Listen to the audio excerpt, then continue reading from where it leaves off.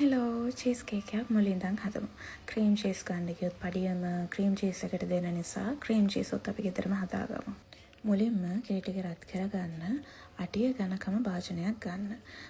මම කිරි ලීටර් 3.6ක් ඒ කියන්නේ මේ ලොකු 900 මිලිලීටර් 900 පැකට් 4ක් මම දාගත්තා.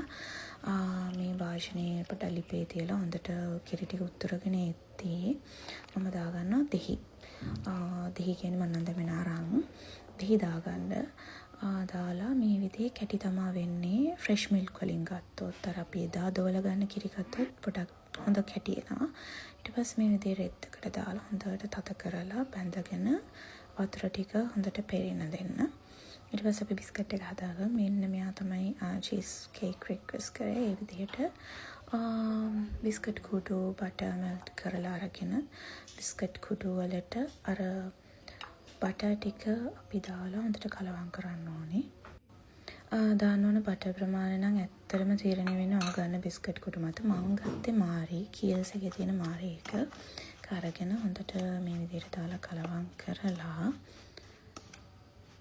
මෙන්න මම මේ පෙන්නන පදමට මෙන්න මේක තියෙන්න ඕනේ. එතකොට තමයි පොඩක් ඊට පස්සේ අපි හදාගත්ත බිස්කට් කුඩු එක මේකේ අපේ තැටියට දානවා.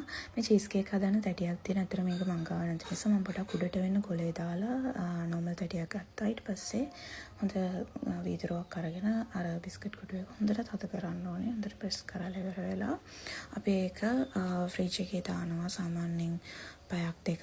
අපේ චීස් ක්‍රීම් චීස් එක අපි හදා ගන්නකම් වගේ අපි මේක ෆ්‍රිජ් එකේ දාලා තියෙනවා. ඊට පස්සේ අපි හදාගත්ත චීස් එකට හැපි කව් චීස් ස්ලයිස් වලින් එකක් දාලා හොඳට බ්ලෙන්ඩ් කරගන්නවා.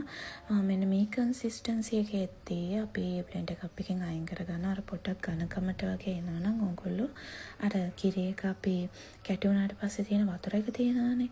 ඒ වතුර එකෙන් හැඳි දෙකක් වගේ දාලා හොඳට බ්ලෙන්ඩ් කරගන්න. එතකොට මේක තමයි අපේ හෝම්මේඩ් ක්‍රීම් චීස් එක. මේ තියෙන්නේ මගේ විපින් ක්‍රීම් එක. මම ගත්තේ ඇන්කර් විපින් ක්‍රීම් එක පොඩි එක මිලිලීටර් 250. ඒක හොඳට මේ විදිහට විප් කරලා ඉවර වෙලා ඒක වෙන භාජනයකට දාගෙන ඒකටම අපි හදාගත්ත ක්‍රීම් චීස් ටිකක් දාගන්නවා. දාගෙන ඉවරලා බීටර් එකෙන් සාමාන්‍යයෙන් සොෆ්ට් කන්සිස්ටන්සි එකක් එන තරමට බීට් කරන්න ඕන. ඒ බීට් කරපු එකටම ඊට පස්සේ අපි හදාගත්ත විප් ක්‍රීම් එකත් මෙන්න මේ විදිහට එකතු කරලා දෙකම හොඳට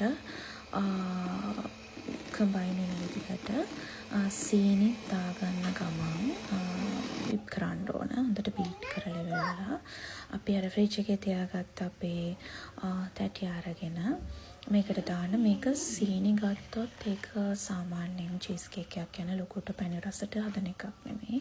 මම මේකට සීනි හැඳි මේස හැඳි වලින් 3මාරක් විතර එකතු කරගත්තා. ඔක්කොම එතකොට ක්‍රීම් චීස් මම මෙතනට ග්‍රෑම් 700ක් වගේ එකතු කරගත්තා. ඊට පස්සේ චීස් කේක් එක ෆ්‍රිජ් එකට සාමාන්‍යයෙන් දාලා පැය 6ක් 7ක් විතර තියන්න ඕනේනේ. එතකම් මම ස්ට්‍රෝබෙරි සෝස් එක හදාගත්තා. සීනි වලට ස්ට්‍රෝබෙරි දාලා පොඩ්ඩක් නටාගෙන ඉත්තේ ඒකට වතුර දාලා දෙහි චුට්ටක් ලුණු චුට්ටක් දාලා තමයි ස්ට්‍රෝබෙරි සෝස් එක හදාගත්තේ. මේ තියෙන්නේ අපේ ෆ්‍රිජ් එකෙන් එළියට ගත්ත චීස් කේක් එක. මම ඒකට අපි හදාගත්ත සෝස් එකෙන් පොඩ්ඩක් හෙට මෙහෙට දානවා. දාලා ඉවරලා මම ස්ට්‍රෝබෙරි සාමාන්‍ය රවුමට පොඩියට කැපුවා. ස්ට්‍රෝබෙරි එක පැකට් එකක් ගත්තේ.